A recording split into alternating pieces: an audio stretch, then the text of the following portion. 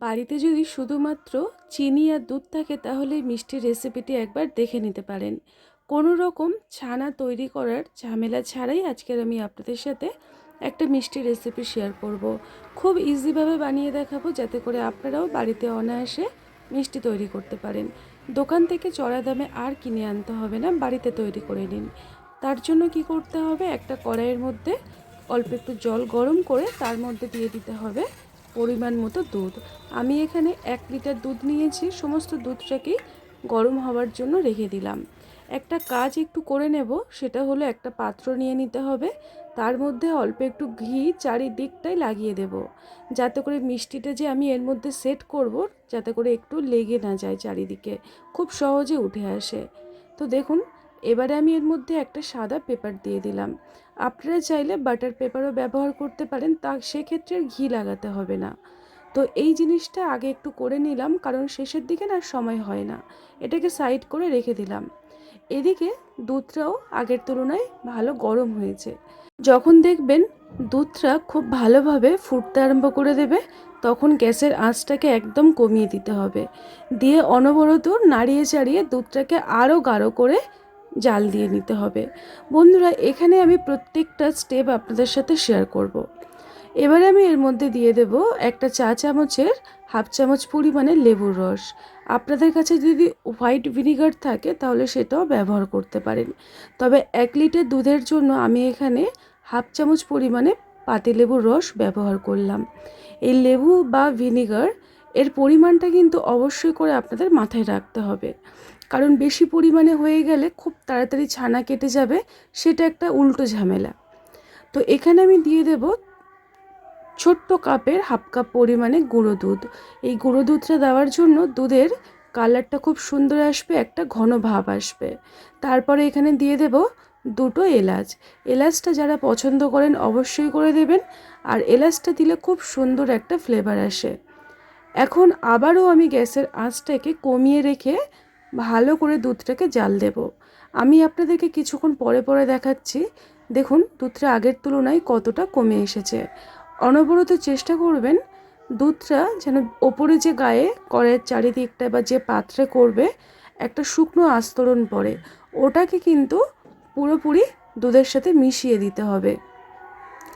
দেখুন আমি আপনাদেরকে আবারও কিছুক্ষণ পরে দেখাচ্ছি দুধটা কত সুন্দরভাবে গাঢ় হয়ে এসেছে। আর এই মিষ্টিতে কোনো রকম ছানা কাটানোর ঝামেলা ছাড়াই, কারণ হচ্ছে দেখবেন ছানা তৈরি করতে এক ঝামেলা, আবার মিষ্টি তৈরি করা, ওই কারণে অনেকে মিষ্টি বাড়িতে তৈরি করতে চায় না।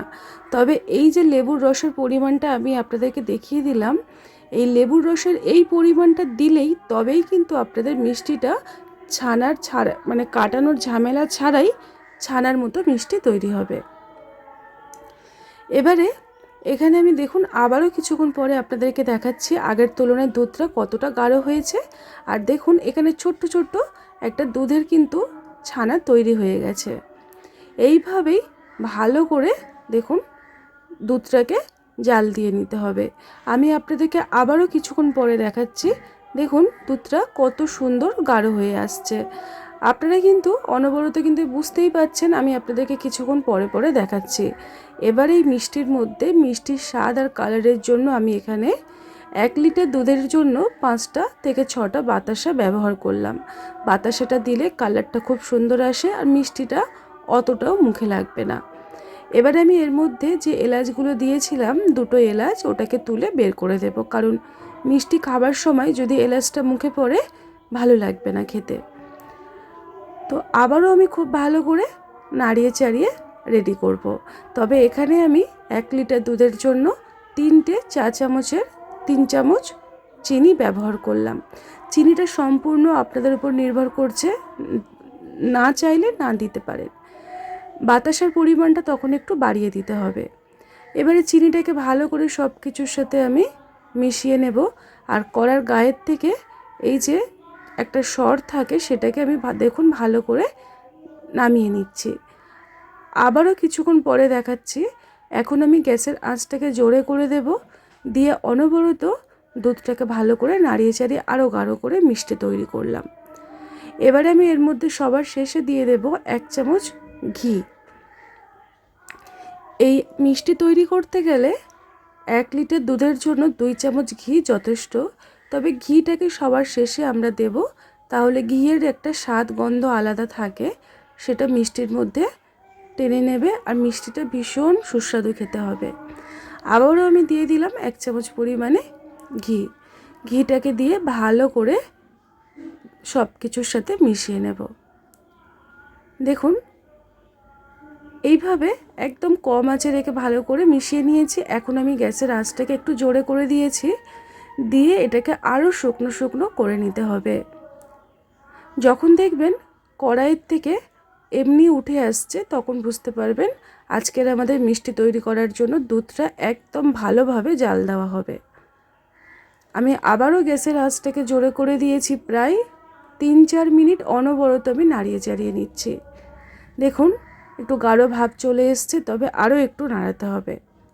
দেখুন এখন কিন্তু পারফেক্টভাবে তৈরি হয়ে গেছে। এই গরম থাকা অবস্থায় যে পাত্রটা রেডি করে রেখেছিলাম ওর মধ্যে দিয়ে দিলাম। ঠান্ডা হয়ে গেলে কিন্তু আর এই জমাট বাঁধবে না, মানে একটা শেপ নেবে না। সেই কারণে গরম থাকা অবস্থায় যে পাত্রের মধ্যে আপনারা মিষ্টিটা রাখতে চাইছেন, একটা সুন্দর শেপ দিতে চাইছেন, গরম থাকা অবস্থায় দিয়ে দিতে হবে। দিয়ে ওপরটা আমি একটা চামচের সাহায্যে এইভাবে একটু সমান করে দিচ্ছি।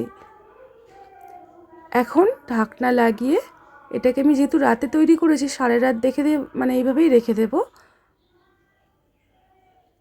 আর এটাকে একটা কাপড়ের মধ্যে, গরম জায়গার মধ্যে রাখতে হবে। আমি সুতির কাপড়ের মধ্যে এটাকে ফোল্ড করে দেব, দিয়ে একটা গরম এর ওপরে আরও একটু মানে কাপড় চাপিয়ে এটাকে রেখে দেব। আর ঠিক সকালবেলায় আমি ফিরে এলাম ঠাকুরকে, ভগবানকে সেবাই দেওয়ার জন্য। দেখুন মিষ্টিটাকে একটা প্লেটের মধ্যে আমি উবুড় করে দিয়েছি, আর কাগজটাকেও বের করে দিলাম। এখন মিষ্টিগুলোকে একটা মানে নিজেদের পছন্দ মতো শেপ দিয়ে কেটে নিতে হবে। তো আমি স্কোয়ার করে কেটে নেব। দেখুন বন্ধুরা কতটা সুন্দর হয়েছে, নরম হয় আর ভীষণ মানে মুখে দিলেই মিলিয়ে যায়। আপনি যদি কাউকে খাওয়ান, সে বুঝতেই পারবে যে মিষ্টিটা বাড়িতে তৈরি করা হয়েছে। দেখুন কত সুন্দর হয়েছে। তো শুধুমাত্র চিনি আর দুধ দিয়ে আজকের মিষ্টি তৈরি করা হয়ে গেল।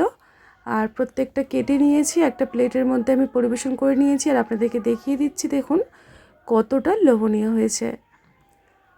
তো যদি ভালো লাগে তাহলে রেসিপিটি ট্রাই করবেন আর আমাকে অবশ্যই করে জানাবেন। বন্ধুবান্ধবদের মধ্যে শেয়ার করতে পারেন। এরকম রেসিপি পেতে চ্যানেলটিকে সাবস্ক্রাইব করে নিতে পারেন। টাটা।